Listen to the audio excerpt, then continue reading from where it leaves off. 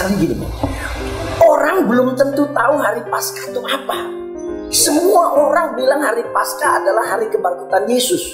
Saya mesti ngomong dulu menurut aslinya salah. Betul apa enggak? Iya, iya. Hari Pentakosta, hari turunnya Roh Kudus, salah. Iya. Jadi yang benar, hari Pentakosta itu hari 7 minggu. Iya. Bukan hari turunnya Roh Kudus. Roh Kudus turun di hari Pentakosta. Tangkap ya? Yesus merayakan Paskah. Nah kalau Yesus merayakan Paskah, dia belum bangkit, bagaimana dia merayakan Paskah? Paskah itu adalah Seder Pesach, Passover. Mereka memperingati hari itu ada di hari roti tidak beragi. Itu memperingati waktu orang Israel keluar dari Mesir. Gitu. Cuman itu kan bayang-bayang. Kata Paulus. Digenapinya di Yesus. Ngerti ya? Jadi kalau bilang hari Paskah, hari kebangkitan Yesus, nggak salah 100%. Tapi kalau kita kembali ke akarnya, salah Mon. Iya. Kalau kita bilang bahwa Paskah itu adalah hari kebangkitan Yesus, itu salah.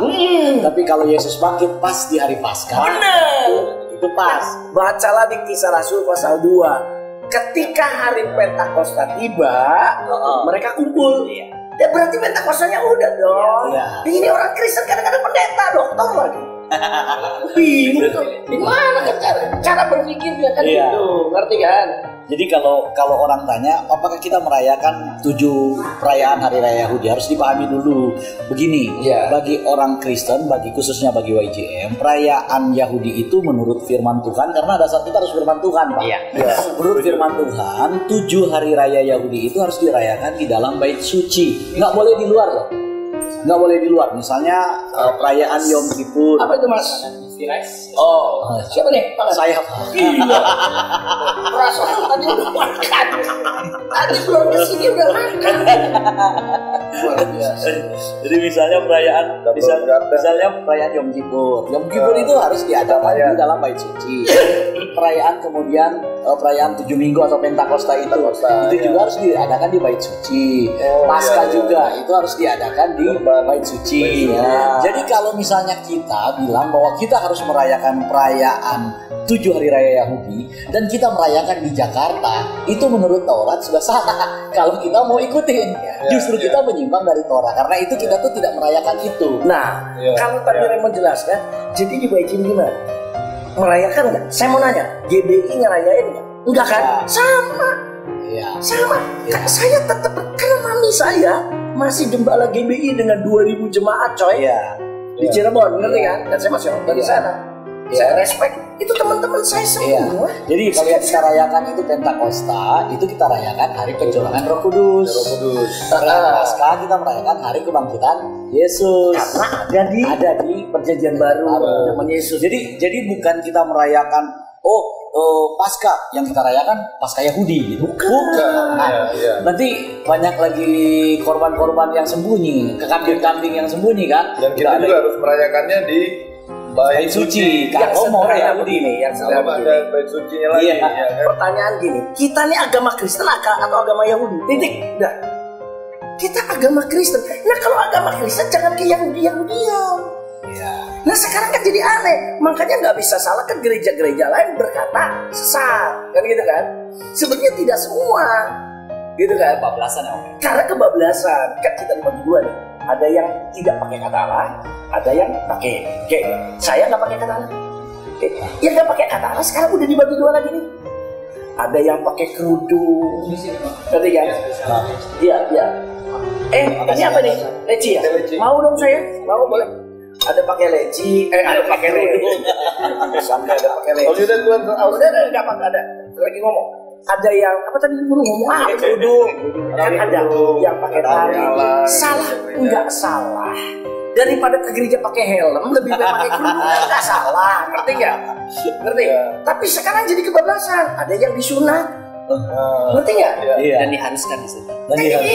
Saya mau nanya, lu agama Yahudi atau agama Kristen kan gitu ya? Sedangkan Alkitab bilang orang Yahudi yang sejati, camkan ya, orang Yahudi yang sejati adalah orang yang tidak kelihatan Yahudinya. Ngerti kan? Jadi orang Yahudi sejati jangan kelihatan Yahudinya. Kita orang Kristen malah dikasih lihat Yahudinya, kan aneh. Ada Kristen aja udah benar. Supaya saya ngomong kayak gini supaya orang tahu. Kalau ditanya Pak Yuda kan hatinya masih GBI. Gua nih, ya udahlah, capek dah. Udah di GBI, baru ke GBI. Tapi ngomong-ngomong makan sono. Mari makan namanya. Pak Andreas makan ya. Nah, mereka bilang kita sesat, Pak. Bagaimana kalau kita balikkan? Apakah mereka yang masih memakai nama Allah itu sesat? Saya nggak mau ngakimin. Saya tidak mau menghakimi. Ya. Mereka mau pakai silahkan. Mereka mau tidak pakai silahkan. Terserah. Kita ngomong sesat, kita nggak punya hak mengadili, betul kan? Yang penting saya sih ngurus diri sendiri aja. Orang ngomongin karena saya tidak pakai kata Allah salah, sampai saya pun tidak diizinkan masuk ke GBI. Ketua Sinode GBI Jakparlin Marbun itu kan istrinya kan murid sekolah minggunya adik ipar saya. Maaf, saya bukan ngomong apa. Saya menghargai Jakparlin Marbun, dia hebat ya. Tapi dulu waktu di Tiberias, gini. Saya cerita dulu deh soal Tiberias ya. Gini. Dulu Bapak pernah Tiberias kan? Saya di Tiberias 10 tahun 10 bulan. Dulu kami membantu Pak Paryaji. Pak Paryaji itu bukan GTI, GBI Tiberias. Saya membantu bersama-sama 3 orang ini. Satu, Mr. Erastus Sabdono, Mr. Gilbert Lumoindo, Yuda. Ini kemana-mana. Tanya mereka, saksi mereka masih hidup. 1 hari Minggu, bukan seminggu, 1 hari Minggu. Itu saya khotbah 8 sampai 10 kali. Serius. Mungkin kalau ada orang yang GBI tahu juga, mereka mengatakan iya. Karena apa? Di situ ada Jakparlin Marbun, ada Supratno Sapari, ada Yonatan Trisna, semua teman. Nah, suatu ketika Tiberias ini keluar dari GBI, jelas keluar. Ketika keluar dari GBI, saya ditelepon semua pendeta GBI, jangan khotbah di GTI, jangan khotbah di Tiberias, dia jadi GTI kan. Ya. Saya ditelepon sama Pak Suryadi, sama Pak Suwandoko Wiraspati, saya ditelepon sama George Tapieru, teman-teman. Ayo dah, jangan khotbah dulu, kata gitu. Kan kita ini lagi begini. Ya dalam hati gue, maaf bicara nih, ini macam bicara, enggak di mimbar. Nah gue makan dari mana? Kan gue dapet dari situ tuh. Akhirnya saya konsultasi sama Papi saya masih hidup. Pi gimana nih Pi? Saya tetap di Tiberias, saya kan memang melayani di sana. Kan saya nggak melayani Pak Paryaji, saya melayani gerejanya kan. Tapi saya suruh keluar dari dari Tiberias, di GBI aja. Bingung kan? Papi saran gini. Sekarang siapa yang masih bertahan? Saya ngomong, yang bertahan itu pendeta Gilbert Lumoindong sebagai ketua Sinode 1. Saya ulang, Pak Paryaji dia sebagai ketua Sinode. Ketua satunya Mr. Gilbert Lumoindong. Tanya aja dia. Nah, Pak Paryaji lewat seseorang ngomong sama saya supaya saya jadi ketua 2. Jelas? Ya. Saya nggak mau. Kenapa? Karena buat saya itu pengkhianatan buat GBI. Mengerti ya? Saya ngomong sama Papi, Pi gimana Pi? Udah begini, kamu jangan masuk Sinode GTI, Tiberias. Kamu keluar dulu dari GBI. GBI, ngerti gak? Ya. Pendeta Anan, tanya lu pendeta Anan. Dia tulis surat, saya mengundurkan diri. Sehingga waktu saya khotbah di Tiberias, tertulisnya evangelis. Ya. Saya tidak di GBI, saya tidak di ini. Netral dong. Pak Gilbert sebagai ketua Sinode 1. Gantinya saya Andi Burhanuddin yang baru masuk. Oke, sampai sini jelas? Papi bilang begini, nanti kalau sudah ada cooling down, kamu masuk lagi ke GBI. Setelah lama tuh ya, setelah ganti Tiberias dari GBI, saya evangelis, ntar masuk lagi. Ngerti nggak? Kan ada Papi. Karena Papi itu masih dianggap karena nggak mau menjual di GBI. Iya. Nah, pas setelah cooling down saya mau daftar lagi masuk ke GBI, Papinya udah mati. Ngerti kan? Akhirnya karena cintaku kepada GBI, masuklah ke GBI. Sama pada aja, berhadapan dengan Paul Wijaya. Terus di situ ada Ferry Horisa, catat baik-baik, ada Ferry Horisa, Paul Wijaya, lalu ada Darius apa Darius atau Dairus atau Radius lah, bingung lah gue. Terus ada lagi Pendeta Nathan, Pendeta Immanuel Pakan, ada tuh. Saya dengan baik-baik, saya masuk lagi karena saya ceritain tuh semuanya. Dia bilang begini, boleh Pak Yuda masuk lagi, Pak Paul Wijaya, Pak Ferry Horisa. Tapi gini, karena Bapak pernah mengajukan pengunduran diri, baiknya dicabut dulu aja tuh pengundurannya. Saya langsung perintahkan dong Pendeta Anan di Cirebon, bikin pengunduran diri, pencabutan, cabut. Sudah, ketua sinodenya Mr. Yakob Nangwe, sahabat saya itu, ngerti kan? Ketua sinodenya cabut, terus akhirnya boleh masuk. Tapi dengan syarat Bapak PDT harus turun dulu jadi PDM, mengerti kan? Oke, teruskan ya. Nggak masalah, nggak masalah. Pendeta itu kan cuma itu aja kan.